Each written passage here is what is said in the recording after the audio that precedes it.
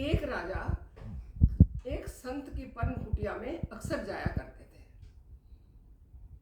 एक दिन वो संत जी से बोले कि महाराज आप भी हमारे महलों में पधारो। संत ने उन्हें जवाब दिया कि तुम्हारे महलों में से मैं नहीं आ सकता, क्योंकि तुम्हारे महलों में से मुझे बदबू आती है।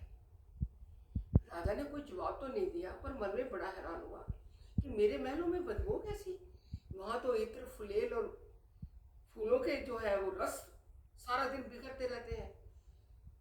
परंतु वो चुप रहा। महात्मा जी सब समझ गए। एक दिन उन्होंने राजा को साथ लिया और कहता चलो आ जाए, आपको एक चीज दिखाते हैं। वो जाकर शहर के बाहर एक चमड़े में काम करने वाली बस्ती में उसको राजा को ले गया। दूर खड़े हो गए पेड़ के नीचे। उन्होंने देखा कि वहां सारा चमड़े का काम कर रहे थे लोग। कोई चमड़ा धो रहा था, कोई चमड़े को सी रहा था, कोई पर्स बना रहा था, कोई बेल्ट बना रहा था। सारा चमड़े का काम हो रहा था। राजा ने कहा कि जल्दी चलो, मेरी यहाँ नहीं खड़े होने की हिम्मत है, क्योंकि मेरा बदबू के मारे नाक फट रहा है।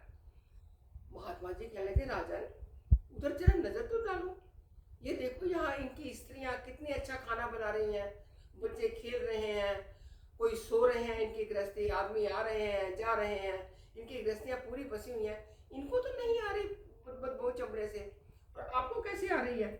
तो उन्होंने कहा, राजा ने जवाब दिया कि इन लोगों की चमड़े में रहते रहते इन लोगों की नासिका अभ्यस्त हो चुकी है चमड़े की। अब इनको चमड़े की बदबू कोई मैटर नहीं करती, इसलिए ये यहाँ खुशी खुशी रह रहे हैं।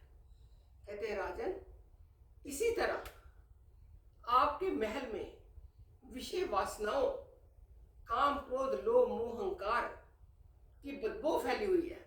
मैं जब भी जाता हूँ मुझे उल्टी सी आती है, लेकिन क्योंकि आप उस महल में रहने के अभ्यासी हो गए हो, इसलिए आपको वहां से बदबू नहीं आती। ऐसा कहकर संत ने राजा को आशीर्वाद दिया और वो अपनी कुटिया में चले गए और राजा अपने महलों में आ गया। बोलिए कृष्ण बलदेव की।